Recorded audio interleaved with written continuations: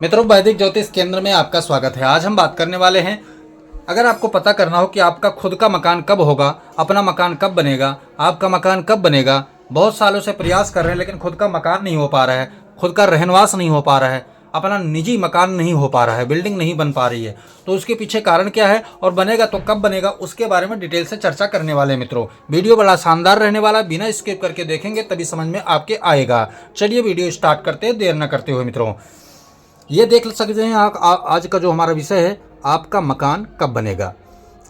ये लग्न है, मेष लग्न की कुंडली है। यहाँ पर क्या क्या चीज़ों का सूत्र हम देख सकते हैं। तो सबसे पहले हमें चतुर्थ भाव को देखना होता है, क्योंकि चौथा भाव इनका मकान का, भूमि भवन वाहन का कारक होता है।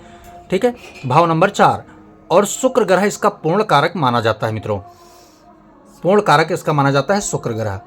इसकी स्थिति में हम क्या देख सकते हैं, स्वराशि का बल यहाँ देखना जरूरी है, उच्च राशि का बल देखना जरूरी, मूल त्रिकोण देखना जरूरी, युति योग देखना जरूरी है। किस भाव से किस प्रकार संबंध रखते हैं, किस प्रकार आपका मकान बनेगा, आज हम सारा डिटेल से चर्चा इस पर मित्रों करने वाले हैं। चलिए वीडियो स्टार्ट करते हैं। यहाँ सबसे पहले हमें देखना है शुक्र आपका कहाँ बैठा है। अगर आपका शुक्र, ध्यान से सुनना है, अगर आपका शुक्र चतुर्थ भाव में विराजमान है, अगर आपका शुक्र चतुर्थ भाव में विराजमान है, अगर आपका शुक्र पंचम भाव में जो है आपका शुक्र जो है विराजमान है, अगर आपका शुक्र जो है छठे भाव में विराजमान है, अगर आपका शुक्र दसम भाव में विराजमान है, अगर आपका शुक्र नवम भाव में विराजमान है, अगर आपका शुक्र 12वें घर में विराजमान है, अगर आपका शुक्र लगन में विराजमान है, इन भावों में अगर शुक्र आपका बैठा हुआ है, तो ये शुक्र की इस मामले में मकान के दृष्टिकोण में मजबूत स्थिति में शुक्र आपका पाया गया।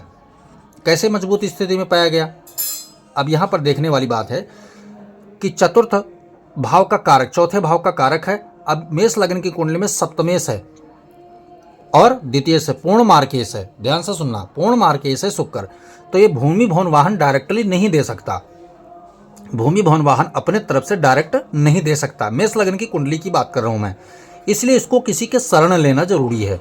अब शरण किसके ले सकता है, शरण ले सकता है केंद्र और त्रिकोण में, और अपनी स्टेटस की जो लग्जरीज स्टेटस शुक्र का होता है वो 12वां घर होता है, वहां का नैसर्गिक रूप से उच्च का होता है। तो ये मजबूत स्थिति में जब केंद्र त्रिकोण में जाएगा तो अपनी स्थिति को शुभ करेगा और वहां उस ग्रह के द्वारा अपनी पावर ऑफ अटर्नी उसको देगा। जैसे अगर ये सप्तमेश लगन में चला गया तो पावर ऑफ अटर्नी किसके पास आ गई, मंगल के पास आ गया। तो मंगल के पास जब आ गए तो मंगल की दशा और महादशा, अगर कुंडली में बैठने की स्थिति मंगल की लगभग ठीक हुआ, अगर 50% भी ठीक हुआ, तो जब मंगल की महादशा अंतरदशा आएगी तो इस व्यक्ति के पास अपना खुद का मकान बनेगा, खुद का मकान बनेगा। डायरेक्ट बन जाएगा नहीं, मंगल में अंतर शुक्र का आना जरूरी है, मंगल में अंतर शुक्र का आना जरूरी है। निर्माण का कारक शनि भी माना जाता है, तो शनि की महादशा हो, ध्यान से सुनना, शनि की महादशा हो और अंतर में शुक्र आ जाए आपका, तो आपका मकान बनेगा। सूत्र आपको बता रहा हूं, ये कैसे, शनि यहां दशमेश भी है, 10वें भाव में शुक्र अगर बैठा है तो शनि की महादशा में शुक्र का अंतर अगर आ जाता है तो आपका मकान, अपना खुद का मकान बनेगा। हाँ, थोड़ा सा क्या है कि शनि शुक्र मार्केश होने के कारण थोड़ा सा कहीं ना कहीं आर्थिक तंगी जरूर देगा बनवाने में, लेकिन आपका खुद का मकान बन के रेडी हो जाएगा। मित्रों, बात कर लेते हैं 12वें घर में। 12वें घर में शुक्र उच्च का होता है, नैसर्गिक रूप से उच्च का है, लेकिन सप्तमेश मार्केश होने के साथ साथ उच्च है, तो यह मारक बल ज्यादा प्रकट करेगा क्योंकि भाव भी त्रिखड़ाय है। तो यहां पर स्थिति क्या होगी, बृहस्पति गुरु की महादशा जब आवे, गुरु की महादशा में शुक्र का अंतर आना जरूरी है।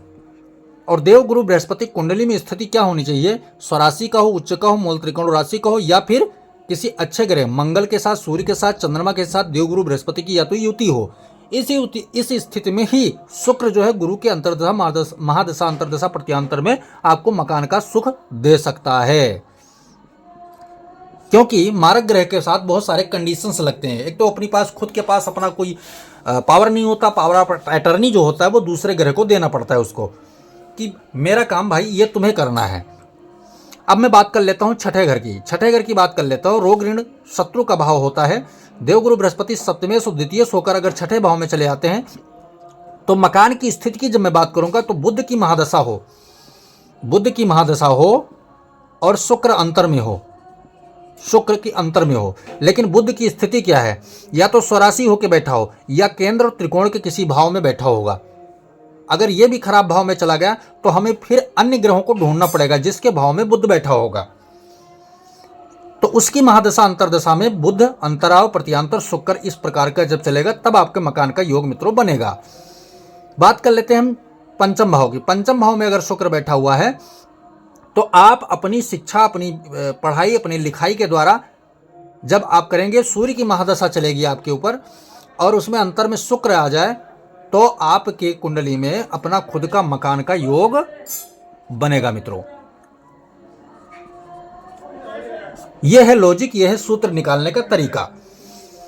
बात कर लेते हैं चतुर्थ भाव में। चंद्रमा की राशि में शुक्र अगर बैठा है, सप्तमेश होने के बावजूद यह कारक भाव में चला गया। यहां पर क्या होगा, चंद्र शुक्र की कॉम्बिनेशन से यहां पावर ऑफ अटर्नी देने की आवश्यकता भी नहीं है। जब भी चंद्र शुक्र का दशा अंतरदशा, या तो शुक्र की महादशा चंद्रमा का अंतर हो जाए, चंद्रमा की महादशा शुक्र का अंतर हो जाएगा, तब भी आपका मकान बनने का योग जो है मित्रों तैयार हो जाएगा। बात कर लेते हैं नवम घर की। नवम घर की मैं बात करूंगा तो यहां भी गुरु की स्थिति जो मैंने 12वें घर की बताई थी वो सेम स्थिति यहां लागू होगा। गुरु के महादशा में, अंतरदशा में, शुक्र की महादशा अंतरदशा प्रत्यांतर गुरु का चलेगा तब आपका ये जो है बन जाएगा मकान। अब मैं कुछ लॉजिक एक्स्ट्रा तौर पे मैं बात करूंगा कि अगर आपके कुंडली में शनि की महादशा चल रही है, शनि की महादशा चल रही है, अंतर में शुक्र चल रहा है और अंतर में चंद्रमा, चौथे भाव के स्वामी की दशा अंतरदशा प्रत्यांतर आ जाती है, तो भले ही ये दोनों योग मिलकर के कमजोर कर रहे हो लेकिन चंद्रमा ने इसको बल को और बढ़ा दिया तो भी आपका मकान मित्रों बन जाएगा।